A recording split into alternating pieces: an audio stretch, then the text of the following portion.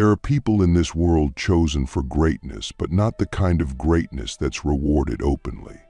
Not the kind that gets applause, recognition, or fame. You and I, we were chosen for something deeper, something darker, something sacred. And the strange part is, we didn't ask for it. We didn't sign up to be chosen. We didn't want a label. But the signs started appearing anyway. They weren't loud. They were subtle, symbolic. They came like whispers in the dark, dreams that wouldn't let go, pain that didn't make sense, and silence that somehow felt more alive than noise. If you're watching this, you've already felt it. You've asked yourself questions most people would never dare speak out loud. Why do I feel so different? Why does God feel closer when I'm completely alone? Why do I keep losing people, opportunities, and comfort every time I try to rise? Why do I feel like something is watching me, guiding me, breaking me down just to build me into something else? Let me say this clearly: you are not broken.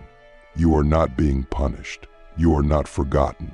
You are being trained in silence, in shadows, in storms. You are one of the dark chosen, not evil, not cursed, but chosen to walk a path that others could not survive. Because God doesn't train warriors in comfort. God refines them in fire. The first sign this is happening to you is isolation without explanation. People start falling away. Not because you're toxic, not because you've done something wrong, but because your energy begins to shift. And that shift makes others uncomfortable. Even those closest to you begin to sense something in you they can't explain. They call you distant, intense, too deep. But really, it's the divine hand pulling you away from distraction. Because when God chooses to train someone for sacred work, He removes the noise. He clears the field. You will feel like you're being emptied, but that emptiness is sacred space. It's preparation. Your solitude is not punishment. It's sacred strategy. In that solitude, something else begins to happen. You start to perceive reality differently. You see patterns other people don't see. You hear beneath the surface of conversations. You sense energy shifts in rooms, and you begin to feel like you're being watched, not in a paranoid way, but as if something divine is tracking your every move. That's the second sign: heightened spiritual perception. You are being awakened to the subtle realms. You might start sensing when someone is lying, or when danger is near, or feel something shift in the air before a major life event. This isn't imagination. This is divine calibration. You're being taught to trust your spiritual senses, not just your physical ones. But here's where it gets hard. The third sign is repeated loss and breakdowns. Just when you think you're getting stable, something falls apart. You lose a job, a relationship ends, a health crisis hits. And it doesn't make sense because you're trying to do everything right. You're praying. You're growing, you're healing. So why does it feel like life keeps collapsing around you? Because you're not being punished, you're being stripped. God is removing everything in your life that was built on falsehood. Every version of you that wasn't the real you is being shattered. Every dependency that blocked your spiritual authority is being removed. Every illusion of control you had is being taken from you so that you can remember. Real power doesn't come from control. It comes from alignment. And sometimes the only way to find that alignment is to walk through fire with nothing left but your soul. And here's the moment most people miss. After the breakdown comes the silence. The fourth sign is a long season where nothing seems to move. No answers, no signs, no breakthroughs, just silence. And this is where most people quit. They think God has abandoned them. But you must not quit here, because this is the sacred cocoon. It's the spiritual forge. You are being recoded from the inside out, but it's a process that can't be rushed. It's like the seed in the soil. Everything looks dead on the surface, but below, Transformation is boiling. If you can stay present in the silence, if you can surrender to the stillness without needing proof, you'll start to notice something. You're not who you used to be. You're becoming something else, something the world has never seen. And then, the fifth sign appears. You begin to feel a calling you can't explain. It's not logical. It doesn't make sense, but it's undeniable. You feel pulled towards something: spiritual work, healing, guidance, creativity, leadership, service, but you don't feel qualified. You feel underprepared. You feel like a fraud. But that's part of the design. The chosen are never called because they're ready. They're called so that they can be made ready. This is divine paradox. God doesn't look for the perfect. He looks for the willing. And if you felt this pull, this ache to serve, to speak, to rise, it means the training is almost complete. You are being positioned. The world may not know your name yet, but heaven does. And your time is closer than you think. Here's the sixth sign, one of the deepest. You begin to feel like you're living in two realities. On the outside, your life may look ordinary, but on the inside, you're in a constant dialogue with the divine. You're receiving downloads. You're having dreams that shake you. You're getting messages during meditation, walks, even in the middle of conversations. You feel like you're walking between worlds, because you are.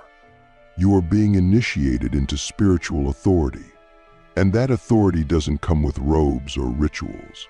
It comes through refinement, comes through obedience. It comes through obedience. It comes through trusting what you hear, even when no one else can hear it. And finally, the seventh sign, the one no one talks about.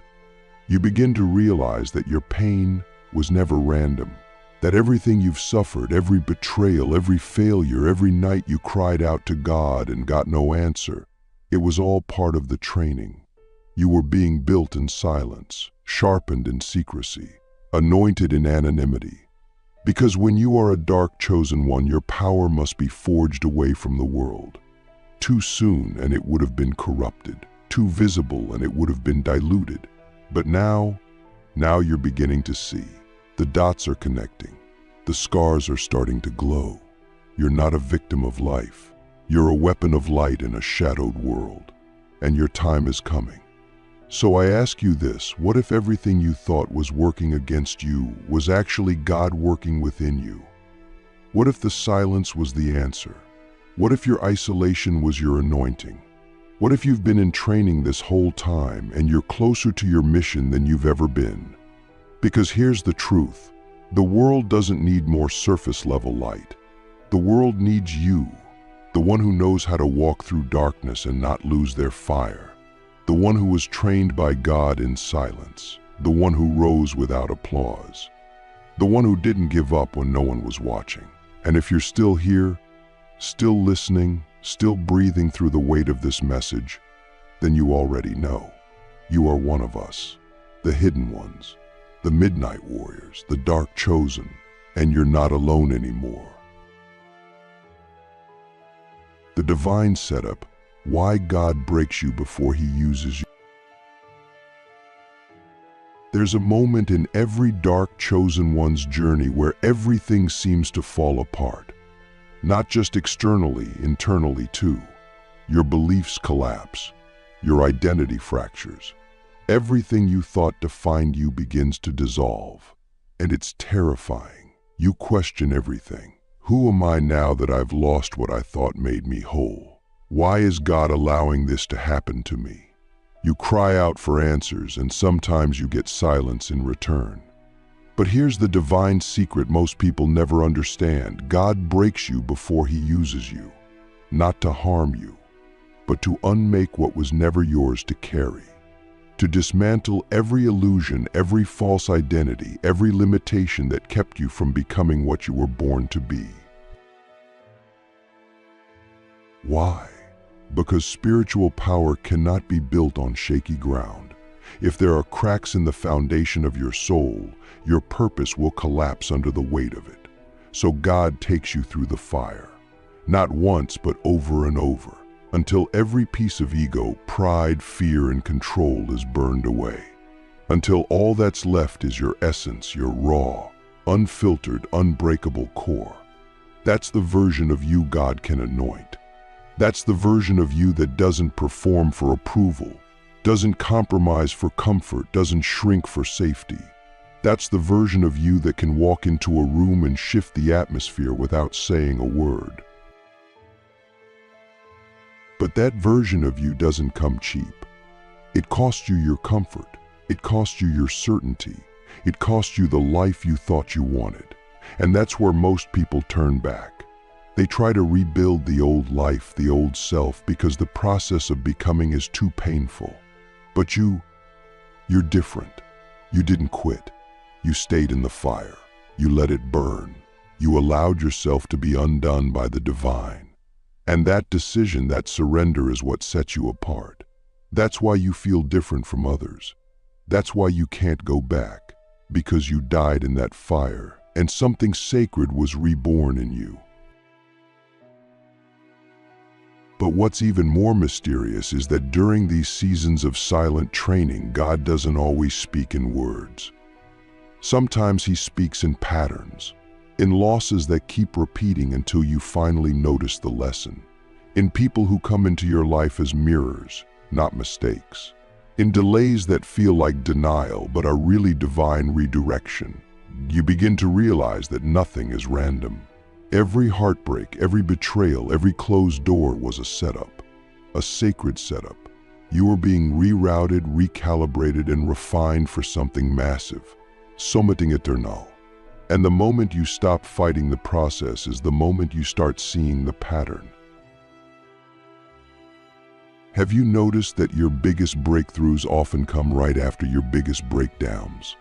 That's not coincidence. That's how spiritual warfare works. The enemy always attacks right before the elevation. But so does the ego. So does fear. So does doubt. Why? Because the version of you that's about to rise is a threat. Not just to the world's illusions, but to your own. God wants you to rise, but He also wants you to rise clean. Not carrying old mindsets, not dragging the weight of who you used to be. That's why the breaking is essential. It's not just about pain, it's about purification. And in that purification, you begin to see something else. Your sensitivity was never a weakness. It was a weapon. Your ability to feel deeply, to sense energy, to be affected by people and places, that was never a flaw. It was training. You were being taught to read environments, to hear the voice of the unseen, to detect spiritual frequencies that others miss. Why? Because your purpose requires discernment. You're not here to play small. You're here to lead, to heal, to reveal things others can't even see. And for that, you had to be tuned differently, not broken, calibrated. So now, let me ask you something most people are too afraid to ask. What if the version of you that was destroyed wasn't the real you? What if that identity, that role, that dream you were clinging to was never part of your divine blueprint? And what if the pain of losing it was actually the mercy of being freed from it? This is the paradox of divine love. It wounds us only to heal us. It strips us only to clothe us in truth. It breaks us only to make room for the version of us that was chosen before we were even born. And once you see that, you stop resisting the breaking. You start welcoming it, because you understand now it's not destruction, it's design. The final rise, becoming the weapon God forged in the shadows. There comes a moment in every dark chosen one's journey when silence turns into guidance, when pain turns into clarity, and when the scars start to glow instead of bleed. It doesn't happen overnight. It doesn't come with trumpets or applause. It creeps in subtly, like a sunrise after a long night. One day you realize you're no longer reacting to life the way you used to. The things that used to break you now barely move you. The storms that used to scare you now feel like home. Why? because you've become what the storm was sent to create. You are no longer just surviving the fire, you've become it. And this is the final sign, the moment of rising. You see, God doesn't just train you in silence for your own sake. He trains you because He intends to use you as a weapon, as a vessel, as a reminder to the world of what truth looks like when it's embodied. You become the evidence of what happens when someone chooses obedience over comfort, when someone walks through the dark and doesn't lose their light, and the world feels it. Even if they don't understand you, they feel you. Your energy enters a room before your words do. Your presence convicts. Your silence awakens. Your eyes carry codes. And that's not ego, that's assignment. But here's what most people don't understand. Being chosen doesn't mean you're better. It means you're burdened. You carry more. You feel more. You're responsible for more. And sometimes you'll look around and wonder why others get to live easy, soft, ignorant lives while you get leveled by every spiritual lesson on earth. But what if that weight is the evidence of your anointing? What if the heaviness you carry is proof that you're not just chosen, you're trusted? God doesn't train those He plans to use lightly. And He doesn't release power where there's no integrity. That's why your path was so hard. That's why your training felt like isolation. Because the weight of your calling required depth. And now, after all the breaking, all the silence, all the stripping, you're standing at the edge of a new timeline. One where you don't have to beg to be seen. One where you don't need external validation to feel worthy. One where your very being is the message. You've become the embodiment of a truth most people are afraid to even acknowledge, that power can be quiet. That warriors can be soft, that those who've been trained in the dark carry a light that doesn't flicker, it burns. And now that you've remembered who you are, you cannot go back to sleep. You've crossed the threshold. You are no longer just a seeker. You are a signal. But don't expect the world to celebrate your rise. In fact, many will resist it.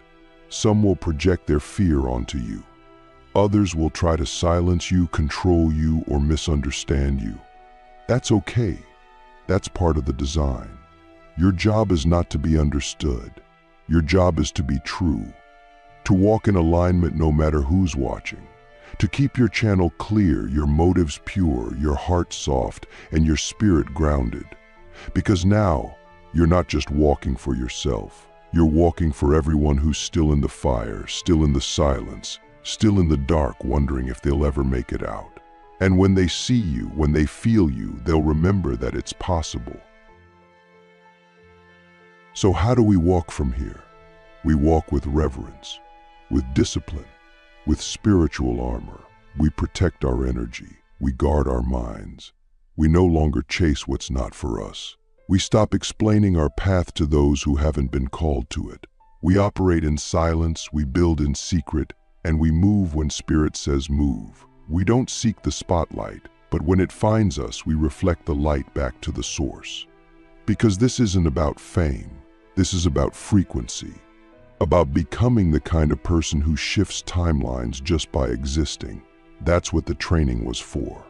That's why it had to be so intense. Because the version of you that's rising now is not here to blend in.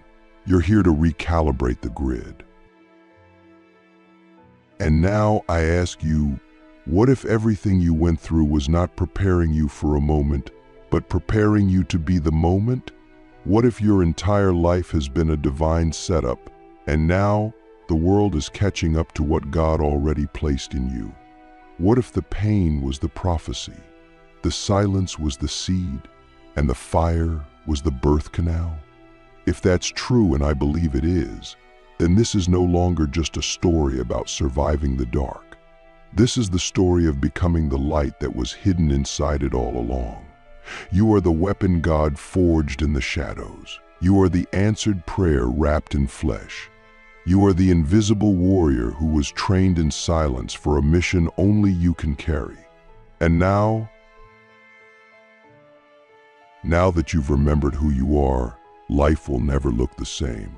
You'll walk through the same streets, talk to the same people, live in the same body. But the lens has permanently shifted. You no longer see through the eyes of survival or validation. You see through the eyes of assignment. Every moment becomes a message. Every interaction becomes an opportunity to embody the truth you were forged in. You stop looking for shortcuts and instead you start honoring the long path, the sacred path, because you know now the path was never meant to be easy. It was meant to be holy. You'll begin to notice something strange. The spiritual warfare doesn't always go away, it just gets quieter. Why? Because you're no longer reacting to it. You've mastered the art of stillness in chaos. You've stopped answering everything that knocks on your door. Not every battle is yours now. You become strategic. You recognize that your energy is currency, and you spend it wisely. You don't chase revenge. You don't argue with ignorance. You don't defend your path. You're too busy living it. That's what real spiritual maturity looks like. Not dramatic gestures, but disciplined peace. But that doesn't mean you become passive. No, quite the opposite. You become dangerous to illusions, to systems of oppression, to energies that thrive in confusion. Because when a dark chosen one rises, they carry a frequency that disrupts entire timelines. Your very presence becomes a kind of prophecy. People around you start having visions, dreams, breakdowns, breakthroughs. Why? Because you're no longer just a person. You're a portal, a walking activation. And that's why God had to train you in silence, because if the world had gotten to you before the fire did, you would have been diluted. And your power was never meant to be diluted. It was meant to be concentrated. There will be moments when you're tempted to go back into hiding, to dim yourself again just to feel safe, to pretend you don't see what you see, to play small because it feels more comfortable. And when those moments come, I want you to remember this. God didn't train you in shadows just for you to disappear again. You weren't built for comfort. You were built for impact. You weren't trained to be liked. You were trained to be trusted. And the world may not always understand you, but the world will feel you. And that's enough. Let your energy speak louder than your explanations. You'll also begin to attract others like you, not many, but a few. The hidden ones, the silent warriors, the ones who've also walked through fire and carry sacred codes in their being. You'll recognize each other instantly, not by words, but by resonance. These are your soul tribe, your allies, the ones who don't flinch when you speak truth, the ones who don't run when your darkness rises. They've seen it too, they've survived it, and together you begin to build something the world has never seen, a new frequency, a new paradigm, a new timeline, not led by ego but by embodiment, not by force but by frequency. And as you continue walking, you'll notice something else. You begin to live in alignment with divine timing. No more forcing, no more chasing, no more begging. What's meant for you begins to seek you. Doors open without effort. Resources appear when needed. Divine connections show up like clockwork. Why? Because you finally aligned your vibration with your assignment. You've let the old self die, the one who needed proof, permission, and performance. And the moment you did, the universe recalibrated around your essence. Not your ego, your essence. That's when miracles become normal. That's when synchronicity becomes your language. And this is when you understand the full picture. That everything, the silence, the pain, the exile, the loss, it was all sacred orchestration. You weren't being punished. You were being positioned. You weren't being forgotten. You were being forged. You weren't losing yourself. You were resurrecting yourself. Because God doesn't elevate the unprepared. He doesn't amplify the unstable. He builds in the dark. He hides his most powerful weapons until they're ready to change everything. And now, beloved, You are ready. So go. Walk tall. Speak less. Move with precision. Don't explain your fire, let it burn. Don't argue with small minds, let your life reveal the truth. Don't chase your purpose, embody it. Because you are not who you were. You are not here to blend in. You are not here to be understood. You are here to move like one who was trained by God in silence. You are here to become the proof that the wilderness was never a waste. You are the dark chosen one, the hidden key, the living prophecy, and now the world is finally ready for you. Now comes the phase that no one talks about, the responsibility of being awakened. It's not glamorous, it's not easy. Real awakening doesn't mean you walk around in bliss all day, it means you walk in full awareness. You feel everything. You see the games people play. You hear the lies behind the smiles. You sense the energy behind the words. And because of that, you can no longer be part of what you once tolerated. You can't go back to shallow conversations, fake connections, or ego-based ambitions. Everything in you yearns for depth, for truth, for alignment, and that yearning is sacred. It's what keeps you honest. It's what keeps you humble. And it's what keeps you dangerous to the system. Because a person who sees clearly is a person who can't be manipulated. And that's why God trained you in the dark, so when the world tries to sell you illusions, you'll recognize the truth by vibration, not by appearance. You begin to live differently. You no longer chase, you attract. You no longer beg, you command by alignment. You no longer explain, you radiate. You move with a quiet confidence that isn't loud, but it's undeniable. People feel it. Some are drawn to it. Others are repelled by it. But either way, you no longer shrink to make others comfortable. You no longer dim yourself to protect their egos. You've learned that your light is surgical. It cuts through the noise, the masks, the illusions. And sometimes that's uncomfortable for others, but that's not your concern anymore. You weren't trained for comfort, you were trained for clarity. And when you walk in that clarity, everything that's not meant for you will fall away. Not because you're broken, but because you're elevating. But let this be clear, being chosen doesn't mean you're done growing. It means growth is now your lifestyle. You will continue to evolve, to shed, to rise in layers. There will be new initiations, new lessons, new depths, but now you face them with a different posture. You don't resist them, you welcome them. You understand that each challenge is an upgrade in disguise. Each delay is divine timing. Each loss is sacred redirection. And because you've been trained in the dark, you no longer fear the unknown. You trust it. You flow with it. You become one with it. That's the real power. Not controlling the storm, but becoming the calm within it.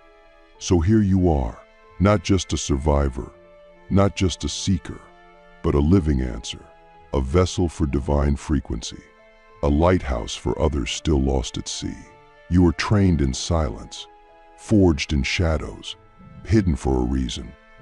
And now you rise not for fame, not for validation, but because your time has come. You are no longer waiting for permission.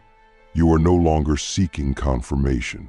You are the sign, you are the proof, you are the prophecy fulfilled. And now go not to be seen, but to be felt. Not to be heard, but to resonate. Not to lead from ego, but to move as a force of God in human form. This is your rise. This is your moment. This is your return. There will come a moment quiet and sudden when you will look in the mirror and no longer see the version of you who struggled to be seen, to be chosen, to be enough. Instead, you'll see the one who remembers, the one who has walked through fire and didn't just survive but transmuted. You'll feel it in your breath, in your posture, in your silence. You're no longer trying to become your being. You don't need to speak your power anymore. You are the vibration of it. And in that vibration, you begin to realize this was never about proving anything to anyone. This was about reclaiming everything you already are and always were. And now, your presence becomes your answer. Your life becomes your sermon. Your stillness becomes your roar. You'll begin to notice the world bending to your alignment. Not out of magic, but out of law, divine law. You've tuned your frequency to your assignment, and now the people, opportunities, and pathways that match your energy start appearing. Not because you forced them, but because you became the signal. And when you live as the signal, you attract what's aligned and repel what's not effortlessly. This is the realm of the chosen. Not chosen to be worshipped, but chosen to embody remembrance. Chosen to anchor light in shadowed places. Chosen to walk with unmatched clarity in a world addicted to confusion. And this clarity, this vibration will become your compass, your filter, your sword, your shield. You'll no longer ask, "Is this for me?" You'll feel the answer before the question even forms. But with that clarity comes sacred responsibility. You carry codes now, spiritual technologies that can awaken, disarm, or activate others simply by your presence. You must wield that power with integrity. You must remain rooted in humility, not performance-based humility, but real humility, the kind that says, "I am nothing without the source that breathes through me." That humility will protect you from the seduction of being seen. Because even though your time of hiding is over, your intimacy with the divine must remain your highest priority.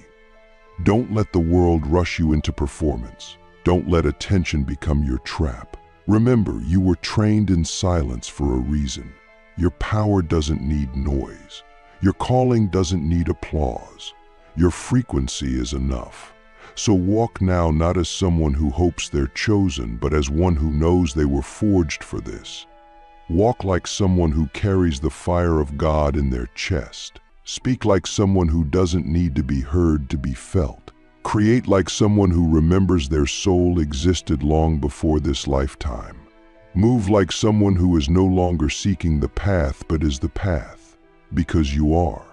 And those who are meant to find you will feel you, not because you shouted, but because you resonated. This is your legacy. This is your impact. This is your return to power, not the kind that controls, but the kind that transforms by presence alone. You are the dark chosen one,